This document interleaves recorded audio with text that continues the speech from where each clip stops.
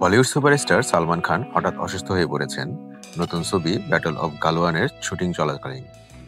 লাদাখের হিমালয় ঘেঁষা এলাকায় ছবির টানা শুটিং করছিলেন তিনি। প্রচণ্ড ঠান্ডা, শ্বাসরুদ্ধকর উচ্চতা এবং অক্সিজেনের ঘাটতির মধ্যে অ্যাকশন দৃশ্য ধারণ করতে গিয়ে অসুস্থ হয়ে পড়েন এই অভিনেতা।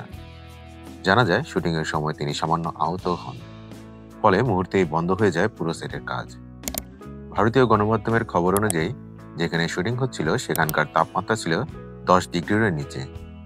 প্রায় 15 দিন ধরে বিরামহীনভাবে সিনেমার কাজ করছিলেন সালমান। চিকিৎসকরা জানিয়েছেন, চোট গুরুতর নয়, তবে শারীরিকভাবে প্রচণ্ড চাপের মধ্যে ছিলেন তিনি।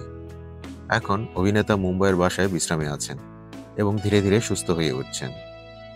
চিকিৎসকদের পরামর্শ অনুযায়ী কিছুদিন বিশ্রাম নেওয়ার পর তিনি ফের শুটিংয়ে ফিরবেন।